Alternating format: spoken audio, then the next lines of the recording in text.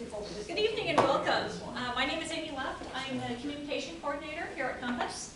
Appreciate all of you coming tonight, especially braving what looks to, at least to be like another thunderstorm like last night. Tonight we will be talking about seeing if our region is smart and how to get it that way with Clayton Levins from Smart North Florida. Clayton's experience really is in public, private, and nonprofit sectors. He has really a wide breadth of experience and of looking at issues from different perspectives. He is a native of Jacksonville and started his career with the Jacksonville University and Chamber of Commerce, and then was involved with the Smart Cities movement. And then when Smart North Florida became a nonprofit, he was able to step in as their executive director. So he brings a lot of different, really varied experience and a lot of really good experience. We had a chance to visit today over lunch, and I got to learn a lot more about what he does, and I'm excited now for all of you to be able to learn about what he does as well. A couple housekeeping items. First of all, bathrooms are out the door to your right and on your right. There are snacks in the back, so feel free to grab any at any time. Don't hesitate to just get up and grab what you need. If you did not sign in when you arrived, please do sign in before you leave. It just helps us keep track of how many people and who we're serving through our education series. You also have evaluation forms on your tables. I would appreciate it after we're done today if you would fill those out and return them in the basket by the door. That helps us continually improve and bring you topics and speakers that are of interest to you.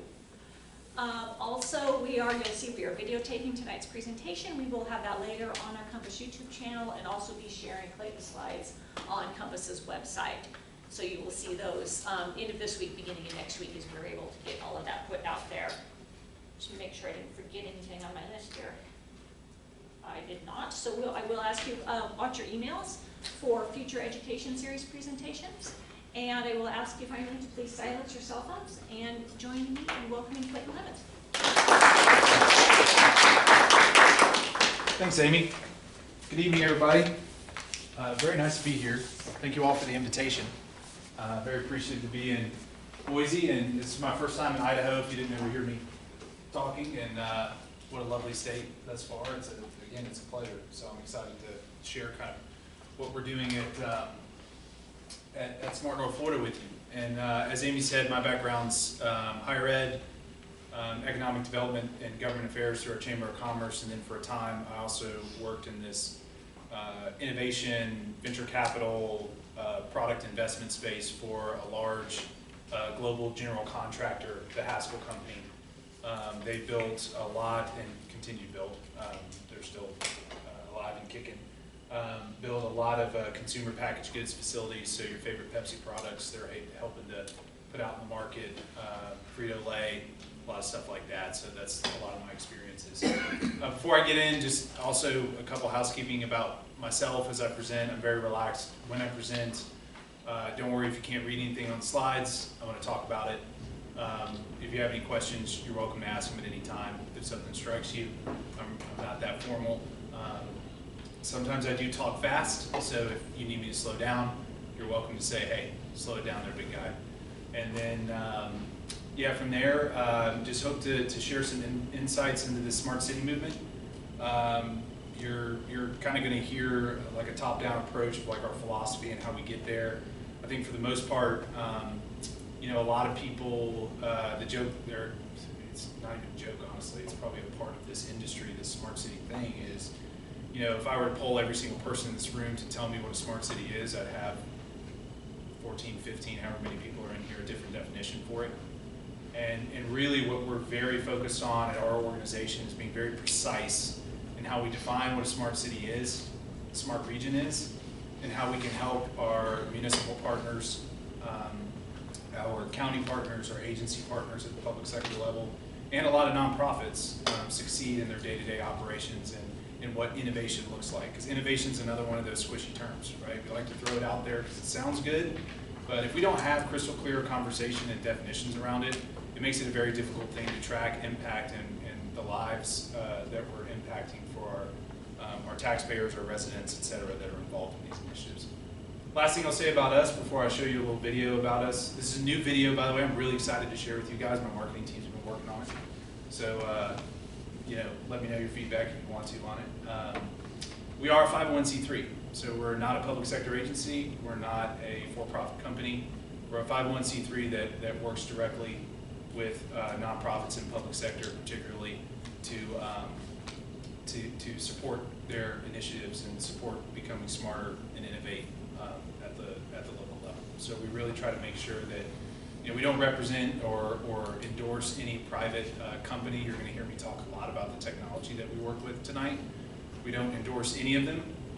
We endorse the way to solve problems. That's what we do. And so there's a little bit more that I'll talk about there, but for now, I'll let you see this video. Hopefully it describes a little bit more. Let me do it right. What is SMART? First, SMART knows a lot. We all know that. And SMART is experienced. Here in North Florida, SMART fell out the smart city movement, where instead of promising to do big things, but never actually began, SMART did little things. SMART solved a pothole problem, for instance. SMART solved lots of stubborn problems that never seemed to go away, which made a big difference. SMART understands it has to be pragmatic, because SMART's been there, and there, and there, and there. And SMART's done that, and that, and that, and that, and that. And SMART is for everybody. Me, you, the big, small, all of us. SMART connects the right people together. Public sector people with technology people, for instance. And problems with solutions, because SMART is bold. SMART makes things faster. SMART makes life easier, efficient. SMART is an approach, which means you can be smart too, really smart.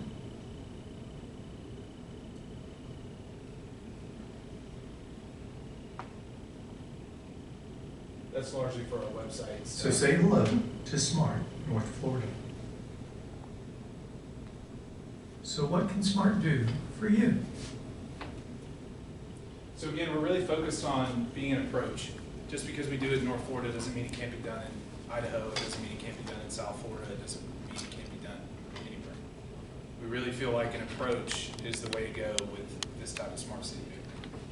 So what does all this mean? Well, first, a little bit of history for you. We actually got our roots in our region's MPO. So many of you are familiar with Metropolitan Planning Organization here. Compass, we were born out of the North Florida TPO, which services 4 counties in the Jacksonville Metropolitan statistical area, largely as an advocacy group. So about 2016 is really when a lot of the smart city conversation in our region kind of took off.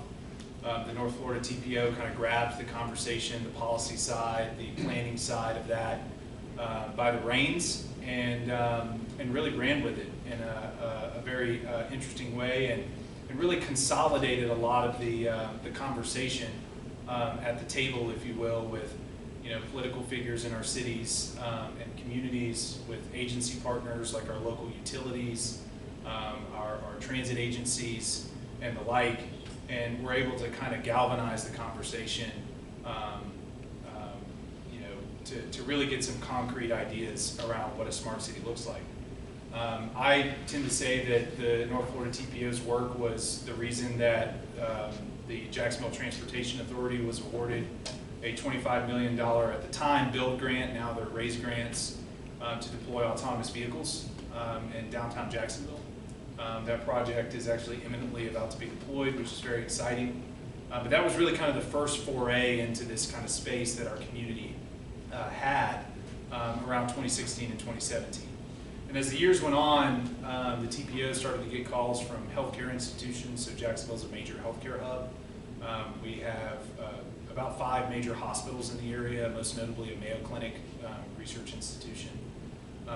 He was fielding calls from financial institutions and financiers around how do you finance these public projects, these public-private partnership conversations in the smart city space.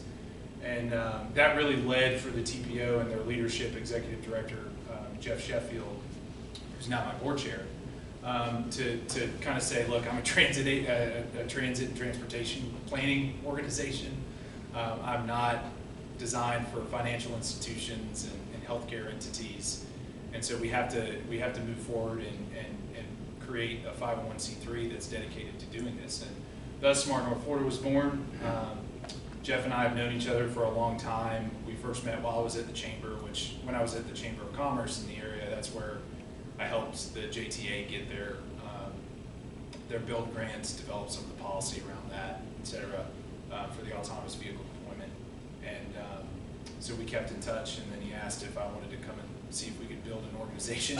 Basically, is an entrepreneurial endeavor with a little bit of seed money, essentially, and the rest has been history. So we've been around for about 2 years now as a formal 501c3 organization, and I think we made a really big difference in just a couple of years, and I think our future's bright, and I look forward to sharing some more about that with you, obviously, in the conversation. But important for you to have that context, especially because I'm in a building of an MPO, which is a lot of fun.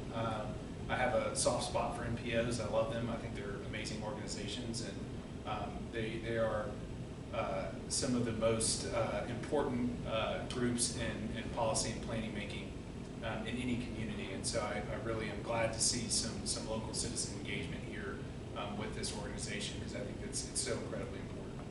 So what do we believe? We feel that, again, communities with smart technology prosper. We want to see our public agencies and public sector entities adopt more technology solutions that solve critical problems within their communities. We believe in the problem statement. We don't believe, like I said, in any particular company. We don't believe in data sharing or compromising personally identifiable information. We believe in simple problem statements that can be solved through innovative technology adoption. That's why our mission is to democratize innovation. Again, innovation is one of those words that's thrown around so much, like we threw it around so much in my private sector job at Haskell, I want to throw up sometimes. We have to have crystal clear definition around what innovation means, and we want to make that attainable for anybody. For those who live in underserved communities, for those who don't, for those who want to see their cities, counties, agencies bring better products and services, et cetera. That's really what we believe when we talk about democratizing innovation, is that we want for everybody to be engaged in the process of getting more technology and getting involved in this space. So that's what our mission, we really talk about that is understand the problem thoroughly, communicate it simply, and solve it pragmatically. So what does that mean, right? Understanding it thoroughly, obviously, we always work off the problem statement. We don't force technology into the market. That's a recipe for bad solutions, bad pricing models, etc. We communicate it simply. Give you a sense of who my stakeholders are, who I work with each and every day. I work with residents, citizens of communities, many like yourselves, who are concerned about seeing their communities make good decisions and grow and do things innovatively. I work with city managers, staff of all the different agencies we work with. I work with politicals, legislators, policymakers. Already right there, I work with technologists. Already right there, you have 4 very distinct worldviews and very distinct understandings of how smart cities should be implemented. So it's very important for us to communicate very simply around how some of these transformations are happening, so that everybody who walks away from a conversation with Smart North Florida, they may not know all the technology underpinnings and how does this hook up to that or whatever, but they know that we're solving problems. They know that we're working on simple solutions that make impacts to everyday life. Like you saw in the video, filling potholes, unclogging stormwater drains, stopping train blockages, which is a huge problem in Jacksonville. We have 3 national rail lines that all converge in Jacksonville, again, as a logistics hub. And then solving it pragmatically, which you'll hear in a second, kind of our philosophy behind that. But we were just talking earlier about, if you can't scale the solution, if it's too expensive for all of our region to access it, how good is it? How pragmatic is the solution as it's adopted? How pragmatic is the smart technology? Is it really smart? Probably not, because it's only servicing a very small part of our population. It's not democratizing innovation. Again, we're a 501c3. We don't resell technology. We work solely in partnerships with public sector entities and agencies, counties, and again, a lot of nonprofits that are out there too. Regional planning entities, MPOs, etc. So a different kind of smart region. This is really where we, and I've got some kitschy language up here, but I'm going to make it very clear for you. This is how we define a smart region and a smart city. It's 4 things, 4 questions that we ask of the technology that we implement. And they're very simple questions that will, I think, resonate with each of you.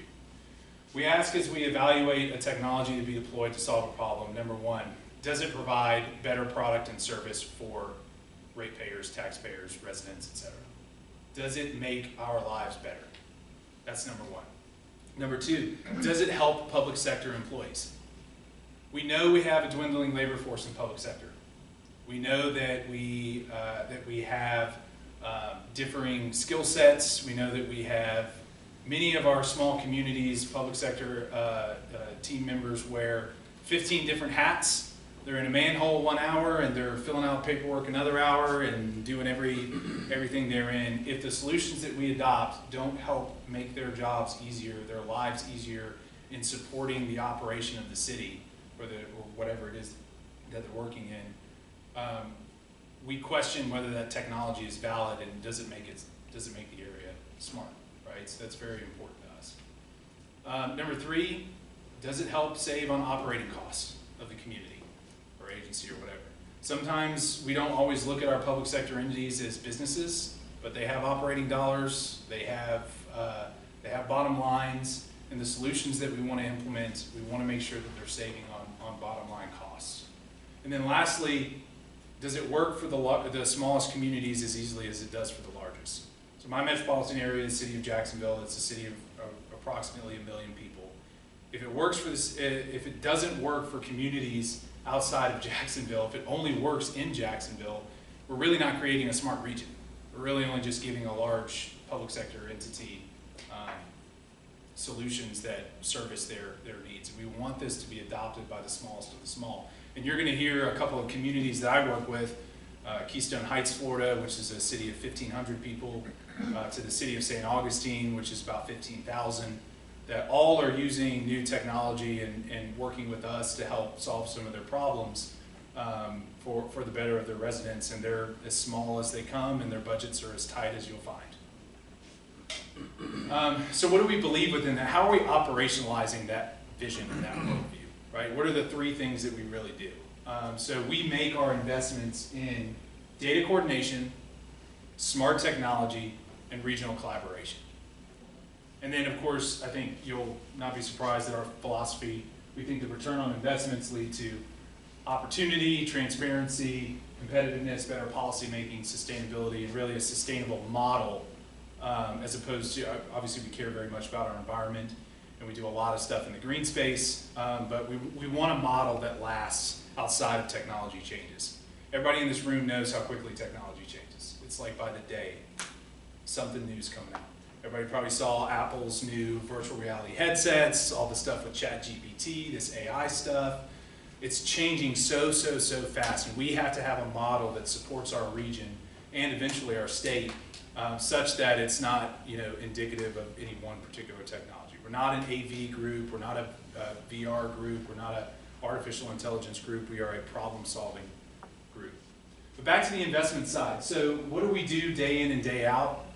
Number 1, we help our communities with their data. So everybody knows there's a ton of data out there. Everybody can access it, from the census all the way down to some of this local stuff that's coming through our agencies and our municipalities. One of the biggest issues that we see is a lot of it is unstructured. So what does that mean? It's all in bits and pieces. And we want to be a responsible partner to help our communities pull together this data so that they can make better decision making, they can make better policies, and they can make better decisions around it. You'll see some examples kind of how we do that. So data coordination is really important. We also have, we've just created a sort of a data lake where you can sort of push all this data into a public space that's accessible for folks in their communities. Again, we don't do anything with personally identifiable information. That's of zero interest to us because there's so much risk involved in that, and why would I want to put my organization around it? We really only work with data that's already publicly available, again, from the census all the way to some of the data that our public sector agencies kind of have that they want to be able to make better decisions around. Smart technology. again, you kind of heard some rumblings on that as I walked through it, but we also work in specifically the technology space. So a lot of our public sector partners, they say, hey, we've got a problem with our potholes. We have a terrible system for how we find them, fill them, inefficient, expensive, et cetera, et cetera. We go and we work with them to find the right technology that can maybe make that process simpler, more affordable, all the things that you heard from the previous slide on what we think a smart city really is and how we define that. And then regional collaboration. We make sure that everybody has a place at the table, a seat at the table. The public, communities, large and small, agencies, technology providers, large technology providers like your AT&Ts of the world to small startups that you're going to see a lot of these entrepreneurs that we work with and some of the innovative things that they're doing to transform the environment.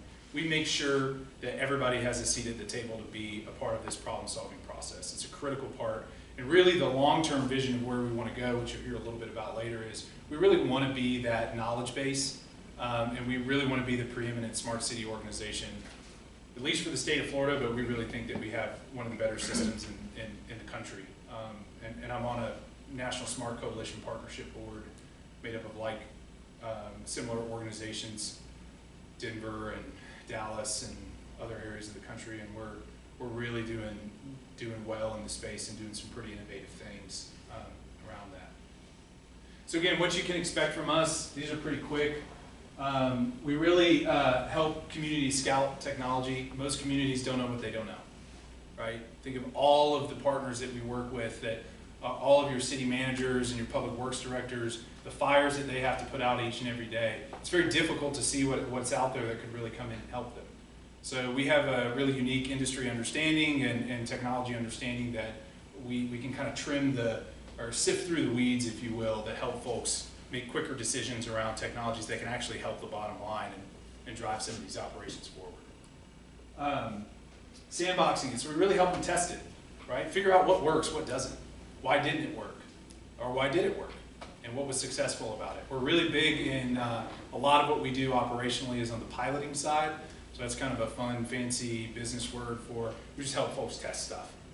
Just throw it out there, get a good use case, right? Find a good problem statement, put the technology out, and make sure it's solving those problems. Follow the data, right? Track the data. What's the story? What's it telling us? What are the insights that we're driving? And how are we structuring that into our overall operations? Or whatever we're trying to use it to solve for. How is it affecting our business model as an agency or an organization, et cetera? We want to know what that data is telling us precisely. Scaling. Technology adoption is not fun. I do not envy organizations, large or small, that try to do new technology implementation. Even if you're trying to get Microsoft Teams, and I'm sure many of you, if you're on the private sector side, you try to do new stuff during the pandemic, that can be a pain, right? And it's not always easy, and it can be frustrating. So it's really nice to have a partner who can kind of come in and say, hey, this isn't taking your job. Okay, this is actually going to make your life easier. And that's one of the things we're really focused on doing. And then through that, we like to tell the story to make sure that, again, our goal over the long term is to put together the material, the knowledge base, the case studies that anybody can access. That anybody can see, hey, they solve filling potholes efficiently in these 3 to 4 ways in this community. We can do that too, right? We now know what we need to know. And that's what telling the story is. I got ahead of myself there. So, all right. That's a lot of walking you through the steps. I took you from the 100,000 foot view to hopefully the 50,000 foot view. And I'm going to take you to the 10,000 foot view of actual case studies and use cases that we've used in our region that I hope illustrate some of the concepts that I've shared with you this evening as to how our philosophy and how we're getting things done. So this is the pothole example. So we've helped a lot of our communities utilize artificial intelligence to make their pothole filling process far more cost effective and streamlined in their communities. So one of our great partners, Robotics. Again, this is not an open endorsement of Robotics. There are a lot of other solutions out there that are like Robotics in the market that you can take a look at. Linksy, a couple of others will come to mind. This was just one of our more successful case studies in the region that we tested. So Robotics, all it's simply doing is your public works employee or a team member of yours on the public sector side, attach your phone to your dashboard of your vehicle, drive your roadways. It's visually ingesting the data. On the back end, it's spitting out a map that basically says green means bad, or green means good, red means bad, of where your cracks, your potholes are, and says where your most problem areas are that you need to fill.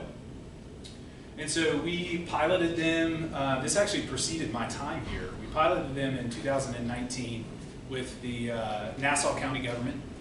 They developed a 20-year road management plan based off of the results of that. Then it was piloted all throughout the region. My favorite deployment, and I'm a little biased because I love the little city of Keystone Heights, was in Keystone Heights. And this, I hope, kind of shows you the operational innovation that we're trying to make before them. Keystone Heights before was, and if you all are in the consulting space, forgive me, but Keystone Heights was spending $50,000 a year on a consultant to do pavement assessment. Now, I don't know about you, but a city of 1,500 people, $50,000 is like $5 million for most larger cities, right? And by utilizing robotics, they obviously cut the time of collecting that data down like in half, if not more. But the biggest thing was the cost savings. So it only cost them $10,000 to do it. Being able to reinvest $40,000 back into the business of running Keystone Heights is a huge, huge success. Yes, ma'am? Was that before the fuel prices went up? That's a great question. It was deployed last year, so I think fuel prices were pretty high. It's driving every road, right? Well, and mind you too, small community, right? So it's not as though they're driving like some major grid. But you said it was supposed to be scalable, it's larger. It certainly is. It's easily scalable to larger communities. If you're driving large grids or small grids, this is a pretty easy one to get a hold of. Am I answering your question effectively? I think so. Okay. And so, so Keystone Heights was able to implement that. And another really interesting feature that Keystone utilized that I don't often talk about a lot, but I have a little bit extra time here with the conversation this evening, is robotics also has another feature that it's cataloging all of your roadway inventory, your roadside inventory.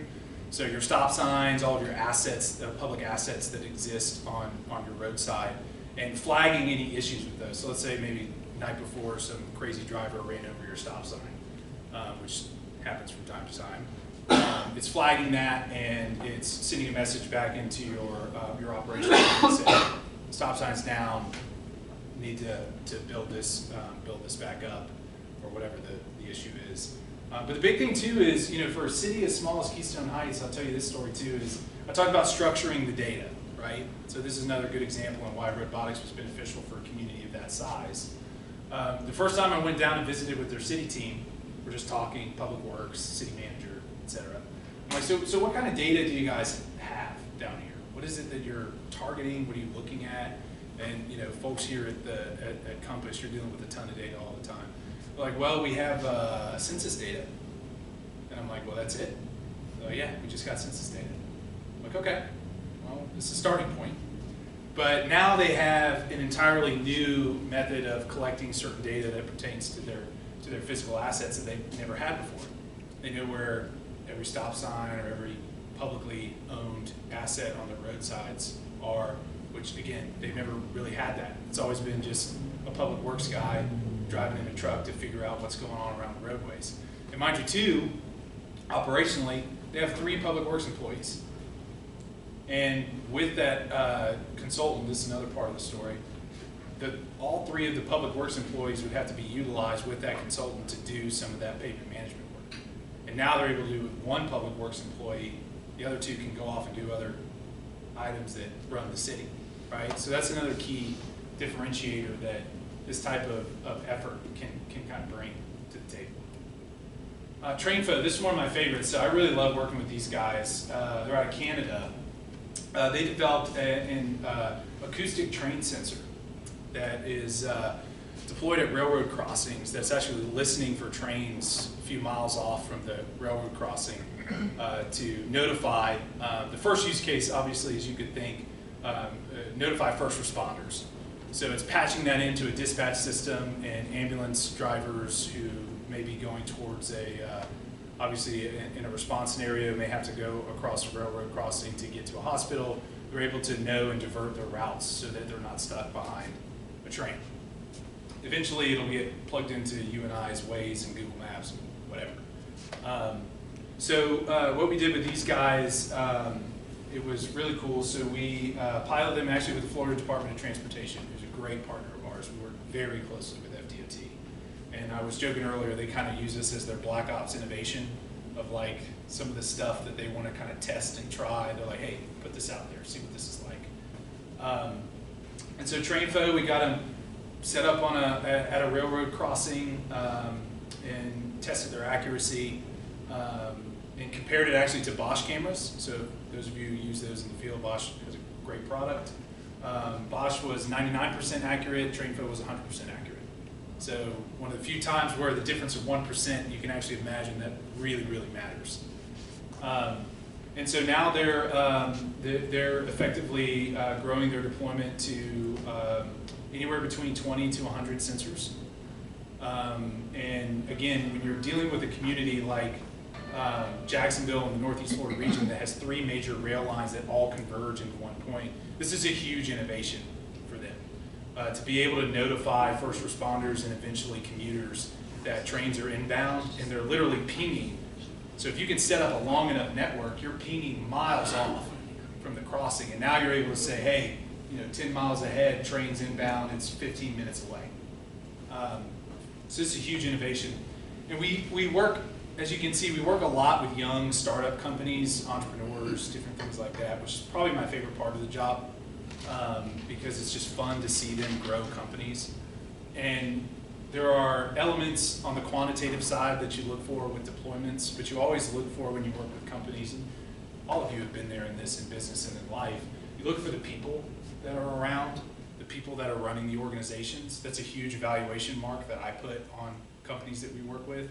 And just some of the best leadership team, the most quality guys. You're working with a great company when the CEO of it is leaning in on the deployment, right? And so we work very closely with their CEO, and I just think those guys are going to go really, really far as a company in this space because of the way that they culturally operate as well as their solution. So it's pretty cool, and they've got a lot of interesting problem statements with FDOT, because in South Florida we have some public rail, Brightline and Sunrail.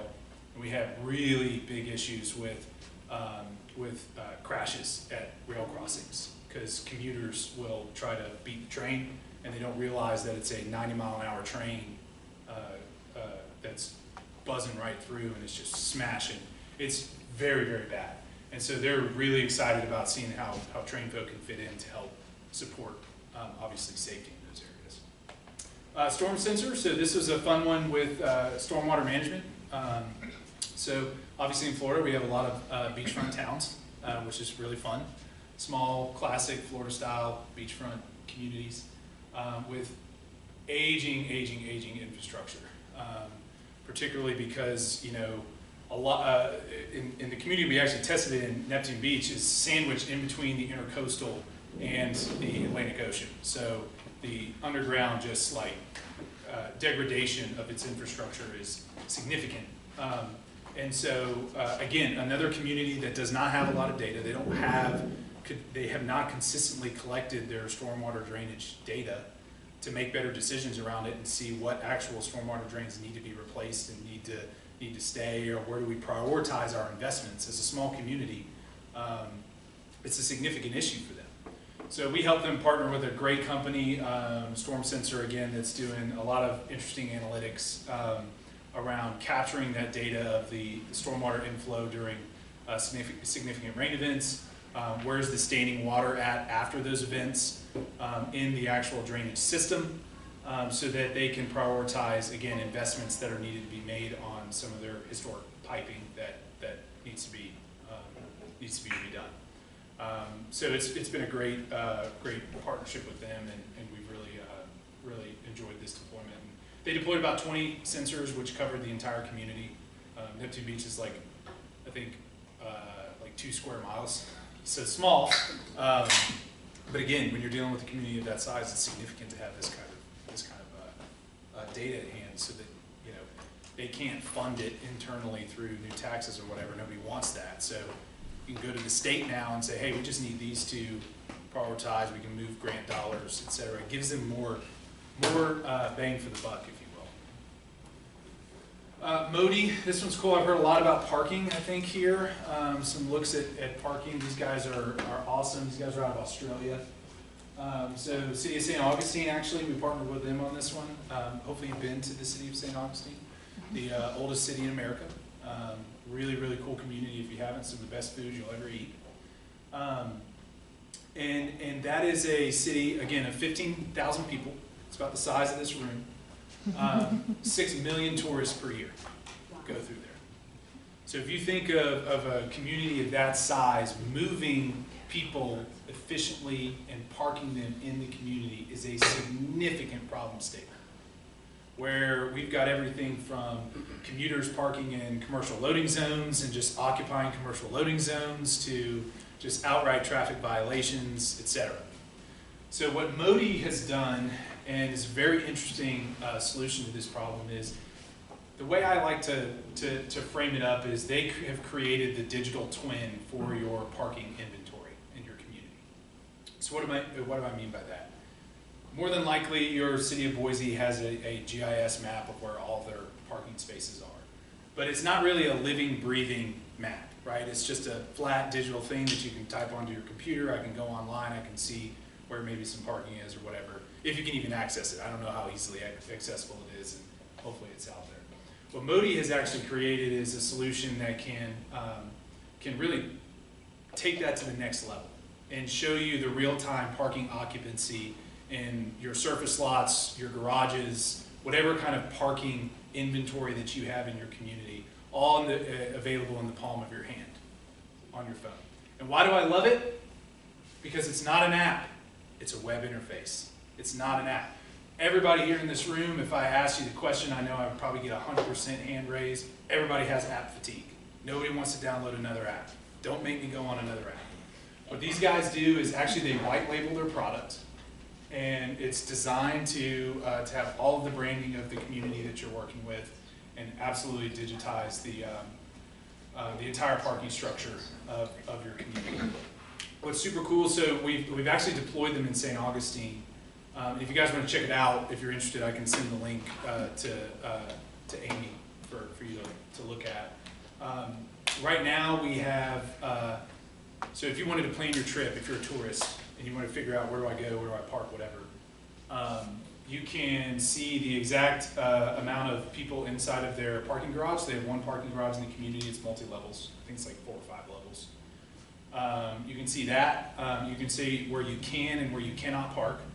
So what are the hours of the day? You could say, I'm going to be there at 2:30 in the afternoon.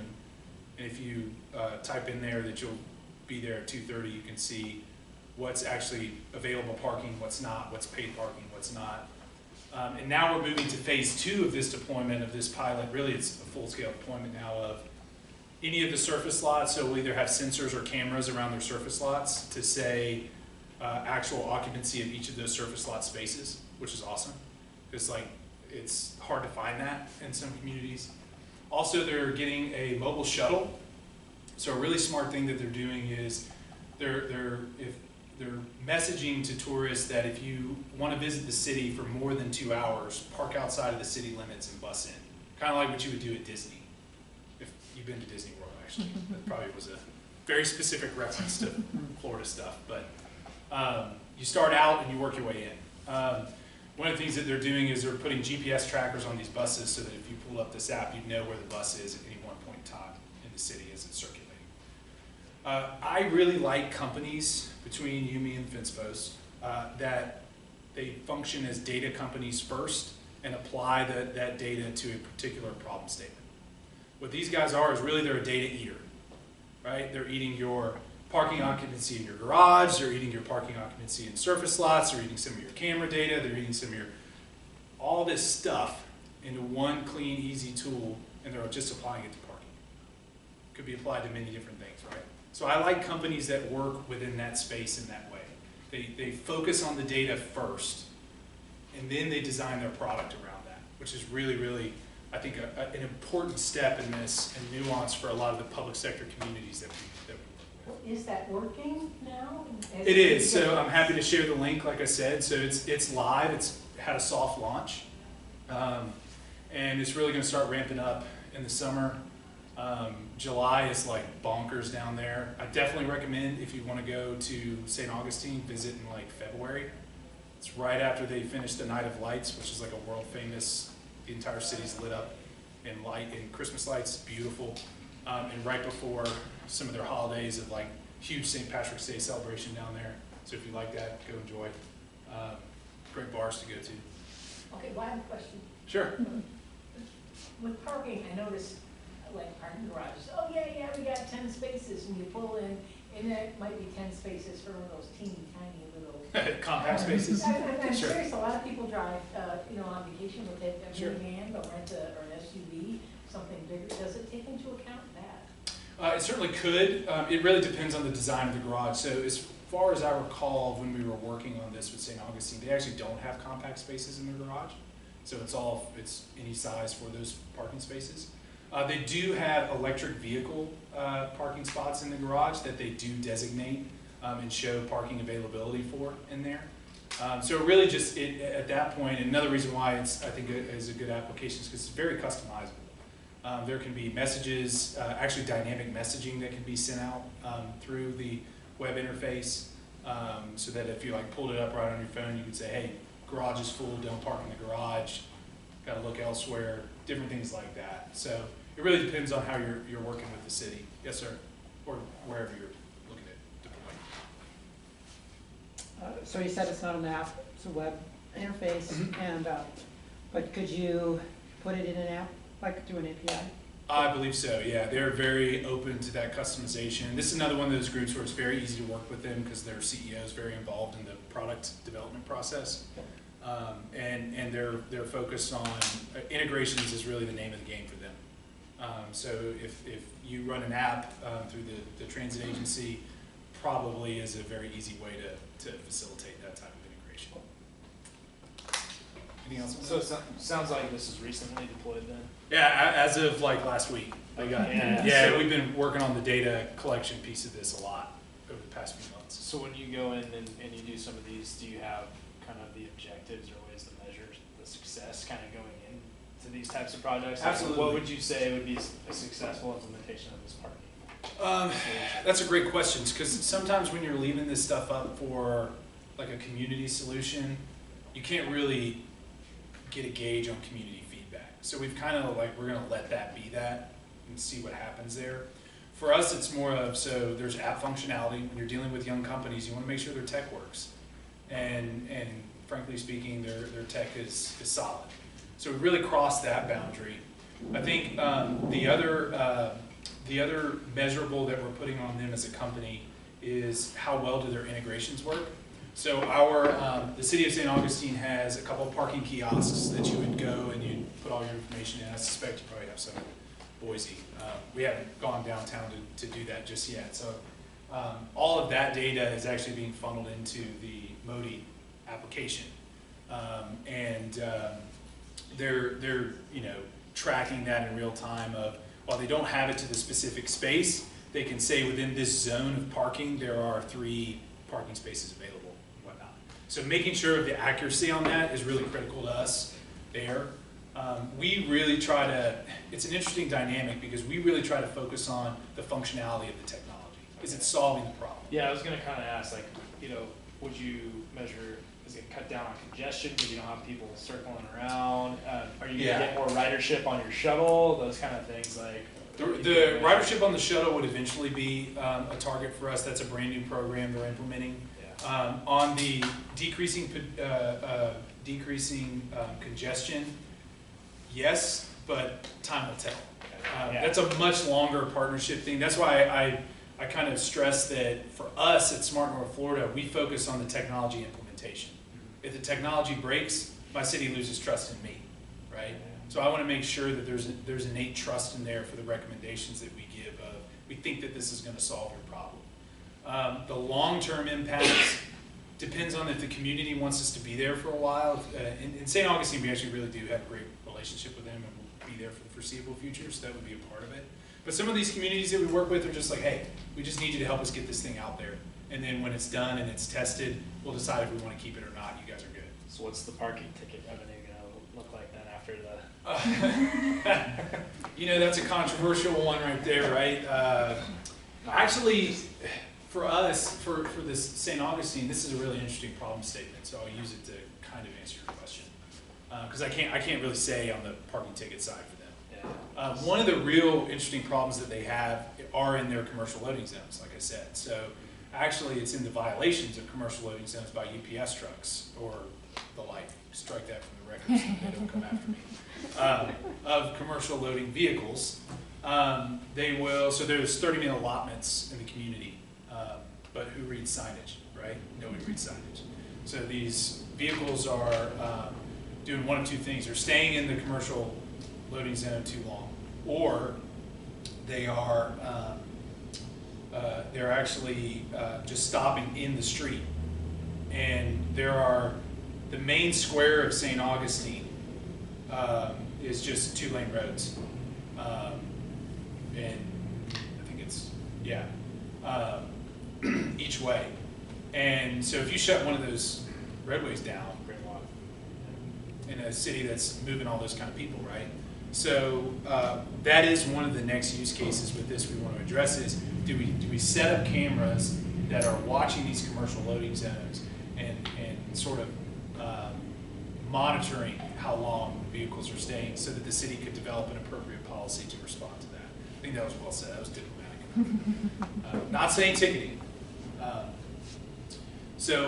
Yeah, super interesting use case. Obviously, you can kind of, your brain starts spinning around all this stuff, and it's really fun. That's what I've loved working with the city on, is they're just like riffing on stuff. They're like, this could work, this could. And it's fun when you get that dynamic going. That's really what innovation looks like, to be honest with you. It's just like creativity, just pinging off of one another. Streetscope, this one was super cool, working with the Clay County government.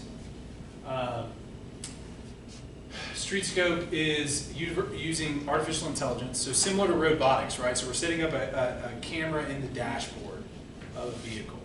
Our public works teams are driving the roadways, and it's just recording data to understand hazards.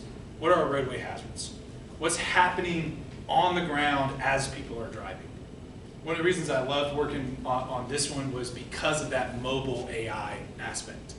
We can get the artificial intelligence working as the vehicle is moving, as opposed to a lot of what you see in the artificial intelligence space in the transit arena, transportation arena, excuse me. I get yelled at all the time by my MBO when I mess up transit and transportation. It's hilarious. They get so mad at me. But they're very static. They're at intersection crossings, which are great ways and great environments to assess. But what we've loved about working with Streetscope is we're actually getting along the roadway, and we're actually measuring hazards along the roadways and detecting hotspots that communities have never understood and realized before that they had hotspots in those areas. So we deployed them in Clay County, Florida, along a state roadway called Wells Road, and it is every picture of traffic nightmare, purgatory you can think of, that is Wells Road. That is exactly that. And so we found some very interesting insights that we've never had before that actually really take us into the decision-making process of drivers behind the wheel. For instance, we see the AI has pointed out that there is a significant road curvature, and for my transportation planners in here, you kind of really have looked into that and seen that. But the road curvature is such that it causes severe defensive driving in a highly trafficked area that's essentially creating hard stops, right? And we don't want hard stops because that's significant risk of collision among drivers. So that's just a small example of, and this is one where I could probably spend all day just going through the results of this because it's the AI. A small example of some of the insights that we're driving back using the artificial intelligence that these communities have never had before. It's really great. And it's, again, it's not tracking any one individual. It's, this is car A and car B. What it's tracking are the interactions of the vehicles. So this was done in 3-day period at AM peak hours, midday, and PM peak hours. It was done over a 3-day period in those time frames by 6 different drivers. And as a result of that, we got about 50,000 different interactions. That's a lot of data, right? That's a lot of data that we can make really informed decisions around that we're seeing along the roadways. So it's really cool. And interestingly enough, this company actually wants to plug their artificial intelligence into autonomous vehicles. So again, we have a lot of autonomous vehicle programming running in Jacksonville that's going to be starting, and in the surrounding region there's a lot of interest. So the idea there is, and one of my major sticking points personally on the autonomous vehicle market is, how do we insure it? How do we insure these vehicles? There's a real challenge in that right now, because the minute it runs over any one of our feet as we're trying to get on it, you can bet we're pulling out that lawsuit, and that they're stopping that program, right? So we have to be able to insure these vehicles, and we have to give larger insurance providers the data that helps to understand the operating systems of these autonomous vehicles. Are they running effectively? And so what these guys have developed is, with that AI, think of it like every autonomous vehicle has an operating system, right? So it's basically the computer vision that it's using to drive that small bus. Basically, they're plugging their AI into that operating system to give it essentially a score that says, this operating system is good for roadway functionality, this one is not. And here are the reasons why. Because this is what we can see that the computer is seeing and how it's measuring, or how it's operating in hazardous conditions. So this is a company that I'm very interested in monitoring, because I think they can help the market take a big step into seeing more vehicles on the roadway, if that's an area where communities tend to go. The jig's still up on AV as a whole. I'm not sure if it's going to work. I'm not sure if it's not. So it's very interesting stuff. Urban SDK is a cool one. They're actually a Jacksonville born and raised company. We work very closely with them. They're a transportation data company, big data group, maybe one that y'all want to take a look at for some of the stuff you're working on here at Compass. The story really there is that, this smart city movement has sustained the growth of a startup. I think they've raised over $10 million as a company, so it's a great example of some of the economic driver of kind of what we're doing. We're not an economic development entity. I have really no interest in being that. It's just fun to see kind of some of the offshoots that come from it. Mentioned St. Augustine, told you all about that. We did help St. Augustine get a raise grant for their Smart St. Augustine program and this is a great tagline, absolutely love it, turn the oldest city in America into the smartest city in America. That's our goal there. And so that actually is going to start this year. PD&E will begin this fall, and then full sort of raise grant deployment will begin in the early months of 2024, which is awesome. And this was selected by, obviously, USDOT for that particular raise grant. And FDOT is a great partner in all this as well, Florida Department of Transportation. Lastly, and I think I've got like 2 more slides, and then I'm done. I'm getting hoarse. I talked about that data coordination stuff, so I hate to go from smart technology jumping back to the data coordination stuff, but one of the things that we know, I talked about structuring that data, right? So we have to take all of that disorganized, maybe jumbled data that a lot of our partners have and help put it into a straight line that help us make good decisions around it. One of the things that we know about this market, this data science market for public sector entities, is that it's very hard to access that kind of talent and keep them and retain them for years to come. In Florida, entry-level data science and data analytics positions are getting upwards of 6 figures. Oh, really? Yeah, they're getting up there. Don't quote me on that. You may come back and say, well, this is what I'm seeing, but they are highly, highly competitive jobs that many of the best companies on the planet are just plucking all these great graduates. So one of the things that we've done is to fill that market gap. That's one of the first things we saw in the market for our community partners. So we work very closely with the University of Florida's Association for Information Systems Masters of Data Science students. And we actually pull 30-ish of them each semester, and we partner them with our community partners to do a data consulting project for free. Because a lot of the data work that our partners really need is it's very low hanging. It's not complex. We're not designing complex algorithms. We're structuring the unstructured. We're putting assets on the GIS map. Where's my wastewater treatment plant? Where are all of these different assets existing? Or we actually have worked with a lot of our major philanthropies. So we have 3 different philanthropies in the city of Jacksonville that dish out approximately, that I should say have assets of around $1 billion that they oversee within our region. We've actually developed some tools that are helping them track the data around some of their housing projects. So Amy told me that I know housing has been a big maybe community issue in this region. It's one that's really big in the city of Jacksonville right now. So it's one of the ways we help our nonprofits as well, is by giving them those resources. So for us, this is one of the first steps that we take as a 501c3 and ensuring that our partners get the talent that they need to be able to create the decisions, better decision making that they need for any leadership, community involved citizens, et cetera. The way I like to frame it is that, you know, maybe all of us use companies like Amazon. Amazon knows the hair on your head, right? They know every hair on your head. Most public sector agencies are lucky if they get into your census block, right? And so for us to be able to help our partners make better decisions, we got to get deeper than just the census block.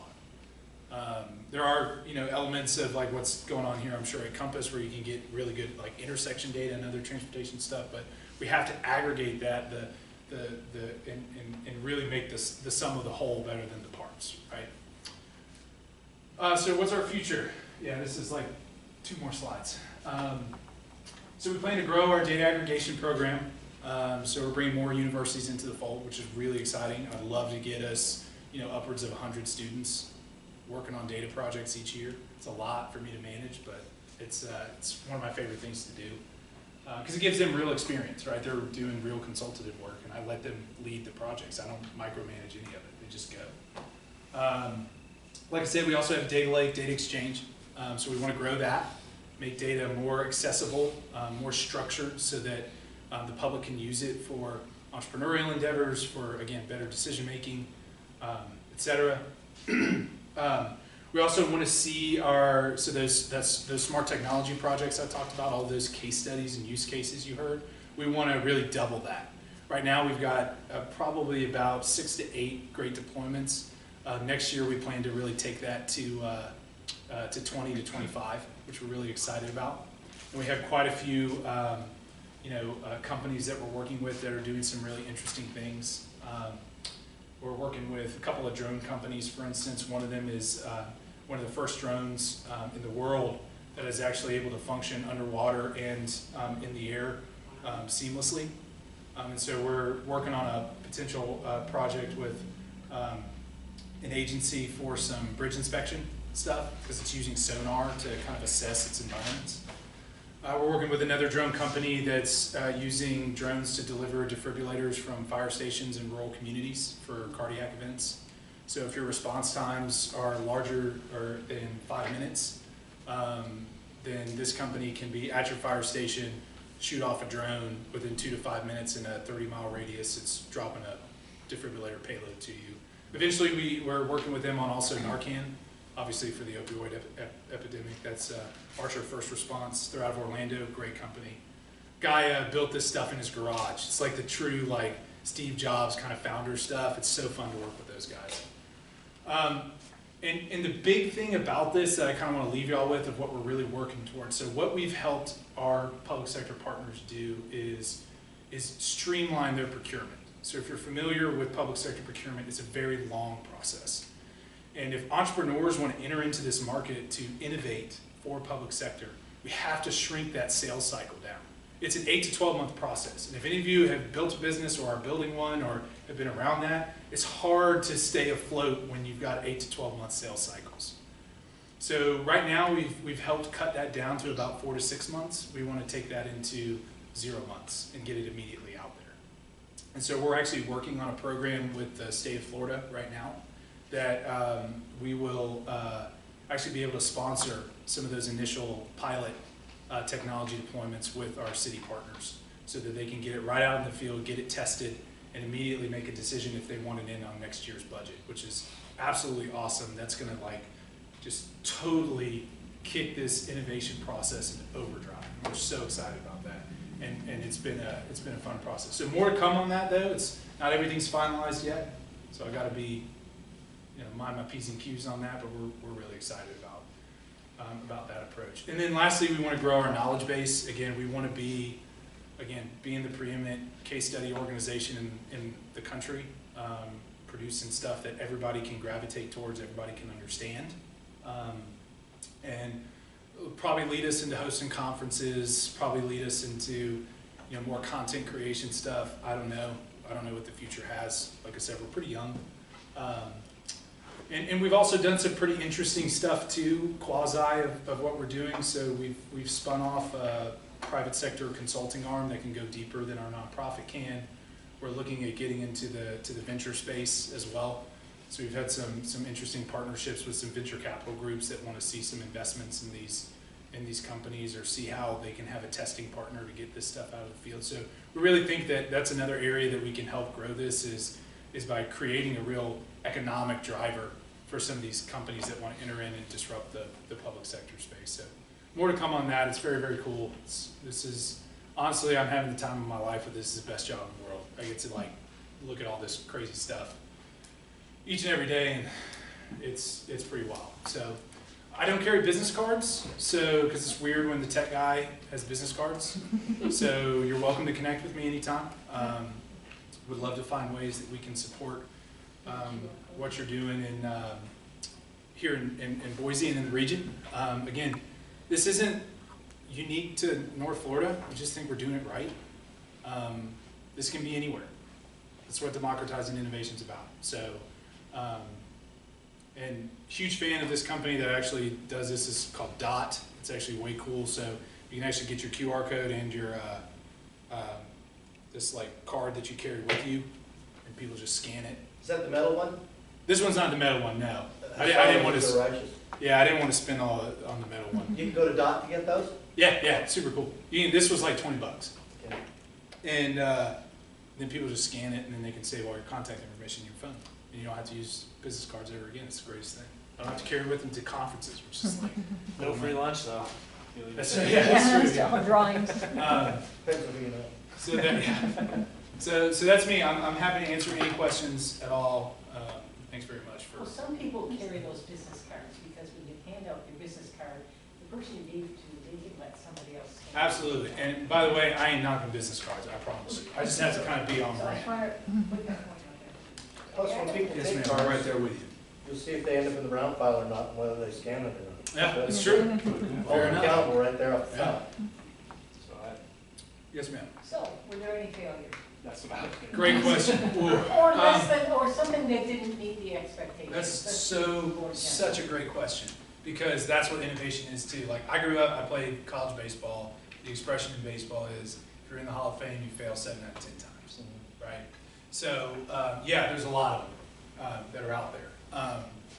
And we had been fortunate in our young life of 2 years that we had vetted the failures that we have had in the early evaluation process. And what do I mean by that is, as the process that we typically go through to get these companies in the field is a thorough vetting on my end and my group's end of putting the technology, asking the right questions, putting the technology to the test, et cetera, et cetera.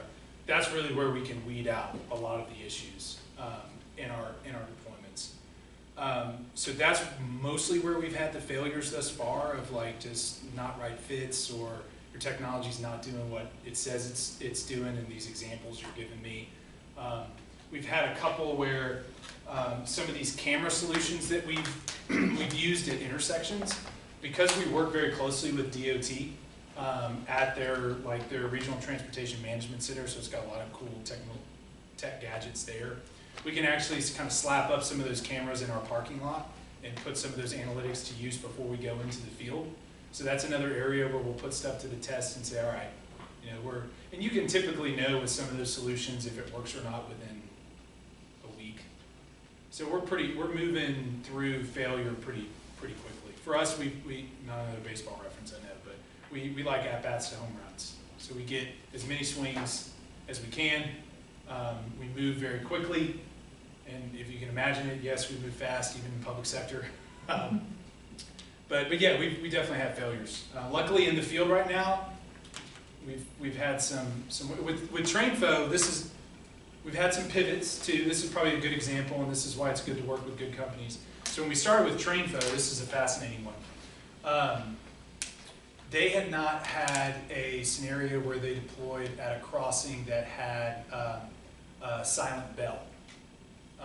So in residential areas, obviously, some of your bells aren't dinging a lot when you're at railroad crossings. So that's one of the major measurables that that sends out, that kind of flags train inbound. It's a part of their analytics, right? And it helps feed the beast of the system.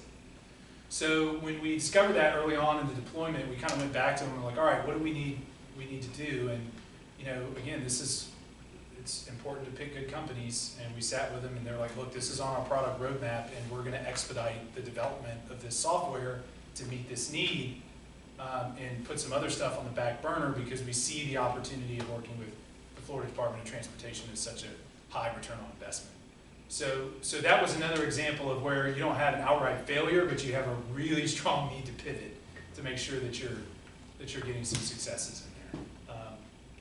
So yeah, it's part of the process, part of the journey. Yes, sir. Do you, in your travels, I'm sure you talk about this quite a bit, do you get much opposition to this? Oh, sure. What kind of opposition do you feel like you get? And it's fair. So there's two areas. Well, there's aggressiveness and then there's questioning, right? Well, I won't speak to the interpersonal dynamics. I think there are more, and I'll say it's 3 areas. Number one, there's a legitimate fear of technology, and that's okay. I'm scared of ChatGPT. I'll tell you that right now. And I try to meet people where they are on that. Another area is people are scared of personally identifiable information. I don't want anybody's personally identifiable information. I built this organization solely around that. So we get questions a lot around that and what we're doing with it. And we're always transparent, we're always open about we don't do anything with it because we don't collect it, we don't touch it.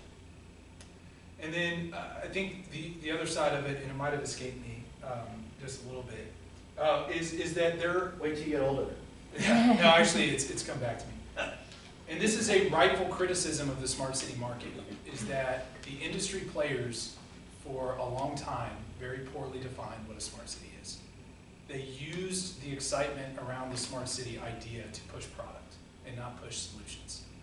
And people are very skeptical, my smaller communities mostly, of when you come in and you say, we actually have stuff that can solve your problems and it's in the technology space, because there have been very, very bad tastes left in the mouth of communities that have tried to work on it. And again, it's a rightful criticism, and it's why we are so focused on the language that we use to describe this, because I never want somebody to feel like after they leave here, again, may not understand everything that we're doing, but you at least know that we're putting some meat around the bones of this movement, because it's been a very long time of having a lot of poor definition, and frankly, in my humble opinion, with not a lot of results for communities. Not a lot of results. Well, I've been communicating, forgive me guys, but I have a 6-state region, so I talk to people a lot. We're very, very concerned about where our nation's going. We're concerned about where the globe is going. Sure. We're concerned with the amount of information that's getting out there. Sure. We're concerned about a lot of things that are just not being said. Yeah. I'm sure you've probably heard terms like Agenda 21, Sustainable Development, that people still think is a conspiracy theory, Yeah. even though I've read the original source documentation. There's a very, very real concern about loss of sovereignty. You know, regionalization is the breakdown of jurisdictions between the state, the city, Sure. the county, the country. Smart cities, have you seen this? It's a fascinating video. I'm scared to death of it. I mean, things like IoT and things like that just really kind of freak me out. Yeah, The idea that we want to measure, monitor, and manipulate and control, you know, every human on the earth and all of their transactions is weird for me. So Sure. I have a lot of questions, but I'll keep it brief for everybody. But I mean, if we allow a digitization, if you will, of everything that everybody does, where is the limitation on where we go? Now, I'm sure that's probably not a focus of yours, because you're just taking the bits and pieces of the technology available that you think would advance you know, whatever it is, the mission you're trying to do. On our side, I'm very, very concerned about, and I'll say it, I know I know what people say. I'm one of those people, but I'm worried about my form of government. I'm worried about my rights. I'm worried about the government operating within its realm. And it just seems like there's a very few of us that are doing that, and we're being lambasted for our concern on issues that breach political party. Sure. You know what I mean? And so, you're an incredibly nice guy. You're very easygoing. I very much enjoyed this. I thought I wanted to tell you this. The way that she's answered, the way that she listened to me, and the way that the young lady was dealing with my concerns and stuff is the exact kind of environment I want. Sure. Going back to the 6-state region, I'm kind of like a bird, right? I take food from somewhere else and I bring it back to the nest, to the little ones, so that the people at the nest don't freak out, wondering when they're going to get their food. I feel like there's a lot of misinformation. So I'm here, although I'm concerned, I'm not pointing fingers going, oh yeah, that guy's trying to do that. Sure. I want to make sure I've got a great understanding, which is why it's copious notes, on what your deal is, so I know what to talk to people about that are deeply concerned. Sure, I understand that. And I'm glad that for the engagement, I'm glad you're leaning in on it. I think the only thing I can really say to that from my perspective is, at least of what we try to do as an organization, because I can only control what I can control and what my organization does, is that because we really focus on the problem statement as it's that deployment, there's less of a focus on the big element of it, and more of a focus on the hard infrastructure. So again, I go back to the examples of the potholes, the stormwater drains, the train blockages, et cetera. And for us, we feel like if we can probably promote some transparency around that, that probably helps with some of those conversations too. But, for sure. Yeah, it's certainly a big thing, and it's something we try not to take lightly, but we feel like we have a great focus and philosophy around it. So it allows us to move in the right direction on that. Yeah, So. cool. But I understand and very much appreciate your concerns, and I can promise you this, at least from my organization and my perspective, I walk that and ask myself those questions each and every day to make sure that we're staying mission critical. That's another reason why we're a 501c3, is so that we're never losing sight of the mission. Did I tell you that if you watched this Saudi Arabia, the mile? I am aware of that development in Saudi Arabia. And yes. Milwaukee, have you guys seen it? The mile? Yeah, the mile. Oh, it's incredible. Look up Saudi Arabia, the mile.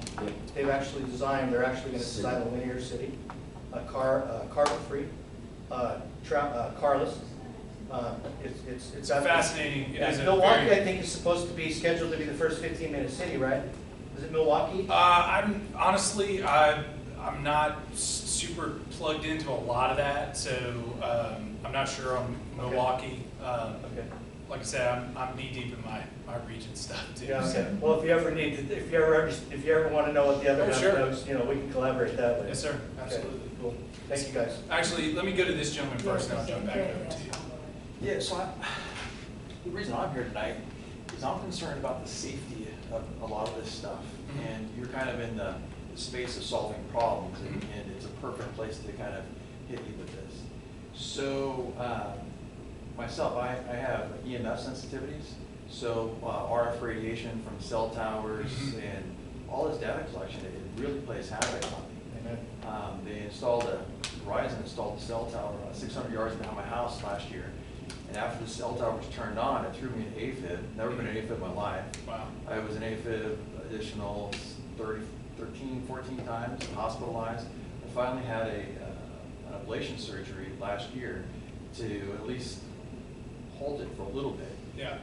But there's a lot of, they kind of looked at Boise and this whole area, and they call us a 5G test, city. And the test results are in, and this stuff's messing up a lot of people. So I've started my own 501c here. It's called Idaho for Safe Technology. And after starting this business, or starting this nonprofit, we have hundreds of people in the valley that are being harmed by a lot of this technology. Sure.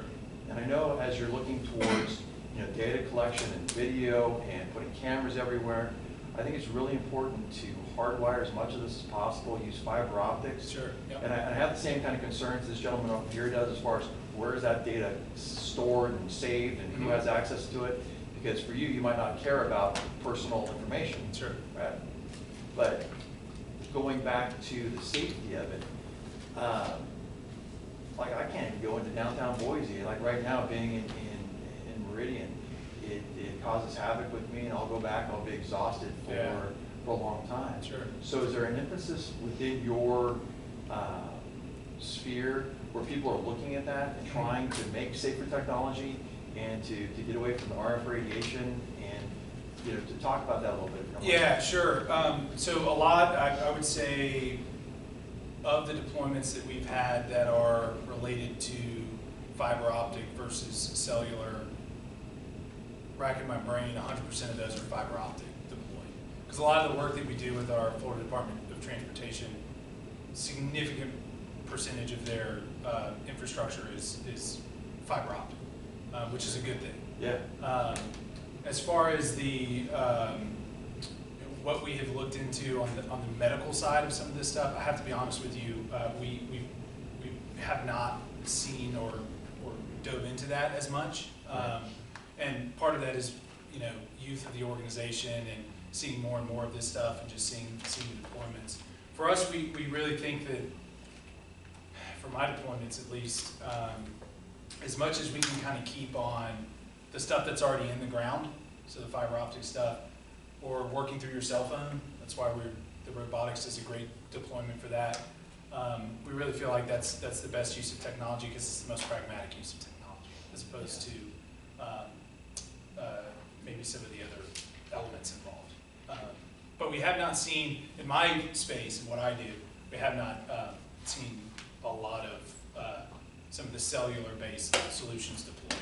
So like your parking garage solution, where you have the cameras up, are the cameras usually hardwired, or are they going to be usually a wireless type connection? Yeah. The train stops, you go up to a train signal, all of the, I had a friend that actually went into AFib crossing a railroad track, and they thought it was some kind of a cell link or something. Sure. So that type of technology, is it usually all hardwired, or how do you know what I'm saying? So the sensors in the garage are actually hardwired in the ground.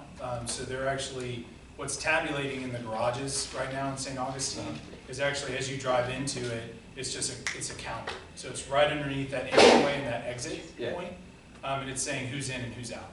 So that's, those are hardwired in.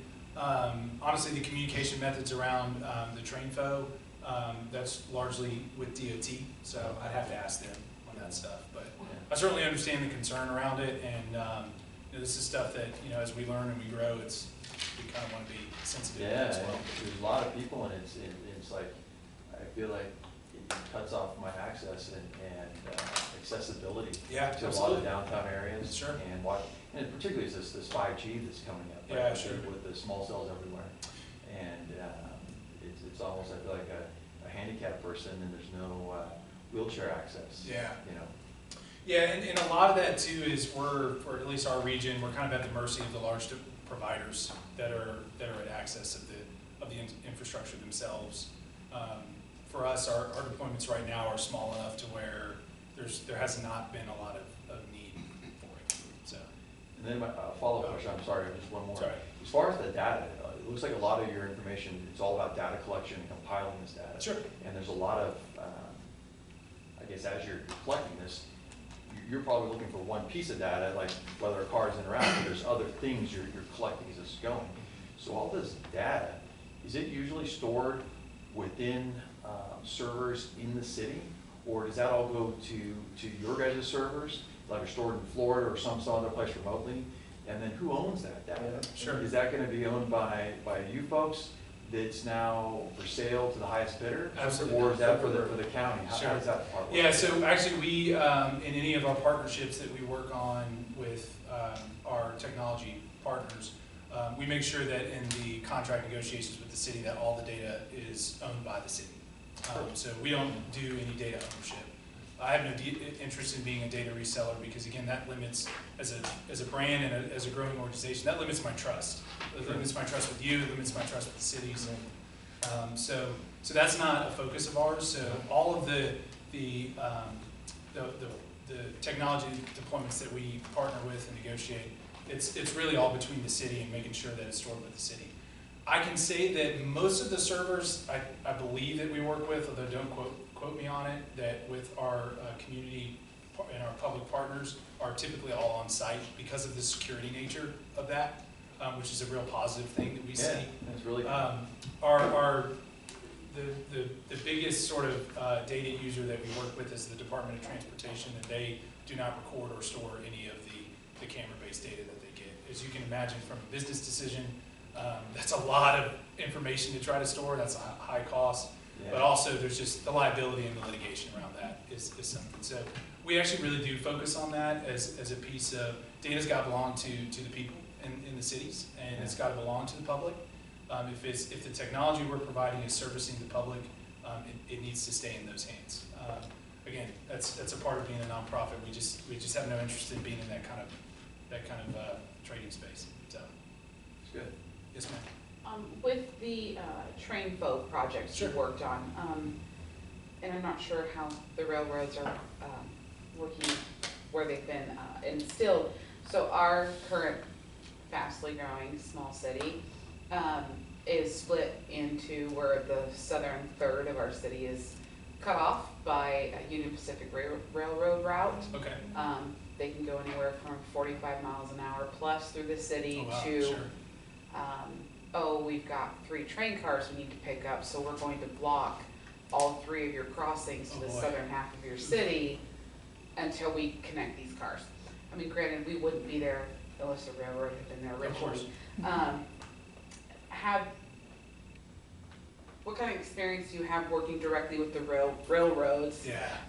And I guess it's more so a question, are these kind of acoustic monitors something that is installed out of that right of way of a railroad? It is? Okay. Yes. I apologize, I didn't mention No, that earlier. okay. So those are installed on public assets. So Okay. that, again, it goes back to public ownership and public use. Mhm. And it also goes back to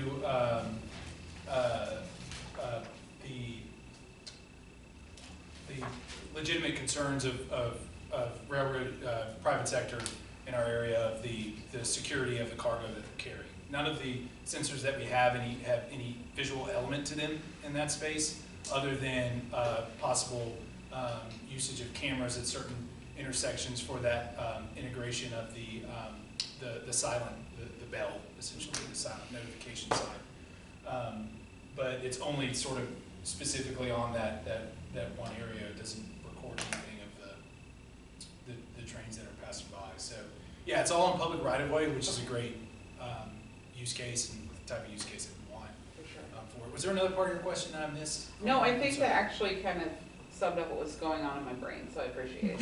Sure, absolutely. Yeah, it's an interesting one to be sure, and you know, there are elements that on the private sector side that they're just not willing to budge on. So it's a part of the process for us. Thank you. Do you have a question, sir? Oh no, you're good. Ma'am, did you have a question in the back? No, it was answered. My question was, who owns the data? Yeah, Because I know companies merge, change, buy out, sell. absolutely. And I guess the question was, is it proprietary data, the way it's stored, or is it, you know, it's like, here's your data, but we can't get to it? Yeah. I mean, is it, how transferable is it? Yeah, it's a really interesting dynamic, and every company's different. That's why it's good to have a partner like us to try to work through it. One of the things that we really pay attention to, because yeah, companies fold. It's part of the process. And so when it comes to what we're finding, I should say, in the market, most of the proprietary elements of the companies that we work with are on the data analysis side. So let's take StreetScope for an example. They're using that camera, remember, in the car dash as they're driving that roadway. And it's just ingesting visual data. What's proprietary to that company is actually what the artificial intelligence is telling, sort of that computer system is saying about those images. So it's saying, oh, that's a truck. Okay, oh, that's a car. Oh, that's a pedestrian. That's a bike. And then the risk analysis side of it is saying, okay, these elements go into creating a possible collision scenario, are typically what's proprietary to the organization, to the company that we're working with.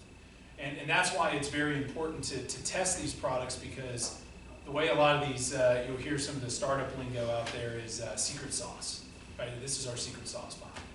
And really is putting those secret sauces to the test, right? Like if you say you're collecting this kind of data and you're showing me risk assessment at intersections, for instance, is that data really telling me what I think I see and what I know and what's going on over there? So it's a long-winded way of saying the most of the way in which they're which is proprietary to a lot of these companies is on the way in which they analyze the data. And then the way they push it out and produce it, all the companies that we work with keep a pretty transparent access point for your data.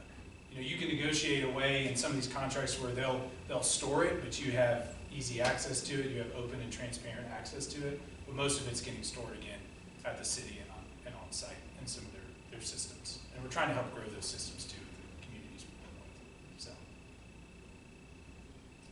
Thank you. Any last questions? Great conversation, y'all. Thank you very much. I appreciate it. Well, thank you. Thank you all for coming this evening. Thank you, Clayton, for traveling here from Florida. Yeah, thank you.